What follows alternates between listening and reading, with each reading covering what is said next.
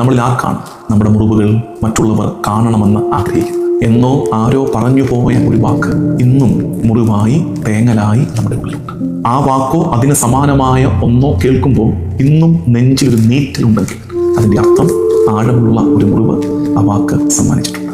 Rejections മുറിവായിട്ടുണ്ട്. ആരൊക്കെയോ നമ്മെ അവഗണിച്ചു മാറ്റി നിർത്തിയതിൻ്റെ ഓർമ്മകൾ മുറിവായി ഉള്ളിൽ കിടപ്പുണ്ട്.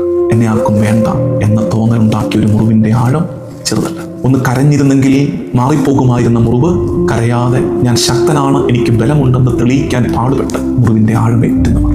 ഉത്തരവാദിത്തങ്ങൾ നമ്മെ വീണു പോകാൻ അനുവദിക്കാതെ പിടിച്ചു നിർത്തുമ്പോൾ ആ പിടിച്ചു നിർത്തൽ പിന്നെയും മുറിവായിട്ട് മാറാം. അത്തരം മുറിവുകളെയൊക്കെ എന്ന പരിശുദ്ധാത്മാവിൻ്റെ മുമ്പിലേക്ക് നമുക്ക് എടുത്തു വയ്ക്കാം. ആരോഗ്യത്തോടെ ഇരിക്കുന്നവർ ഒരുപക്ഷെ നിയോഗങ്ങൾ മനസ്സിലാക്കി അവിടെ തന്നെ ഇരിക്കുമായിരിക്കും. പക്ഷേ മുറിവേറ്റവർക്ക് നിയോഗങ്ങൾ മാറിപ്പോകും, ദിശ തെറ്റിപ്പോകും. വിണ്ടു കീറിയ ഹൃദയവുമായി നടന്നകലുകയാണ്. ഒന്നിനെക്കുറിച്ച് ഒരു വ്യക്തതയില്ലാത്ത ഒരു യാത്രയാണ്. ഈശോ ആ യാത്രയിൽ മെല്ലെ ചേരുകയാണ്.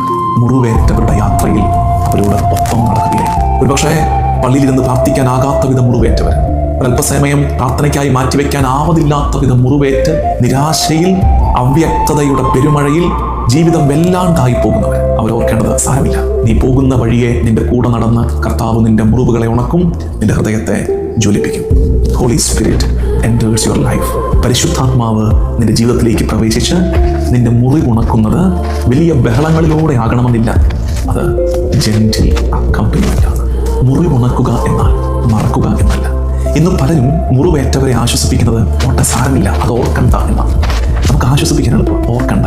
സൗഖ്യം എന്നാൽ മുറിവുകളെ, വേദനയെ ഓർക്കാതിരിക്കുക എന്നല്ല, മറിച്ച് നിന്റെ മുറിവുകളിലേക്ക് പ്രവേശിക്കാൻ കർത്താവിനെ അനുവദിക്കുക എന്നതാണ്. നിന്നിലെ ആഴമേറിയ മുറിവുകളിലേക്ക് കർത്താവ് പ്രവേശിക്കട്ടെ. And the holy spirit will heal you. പരിശുദ്ധാത്മാവ് നിന്നെ സഹായിക്കും.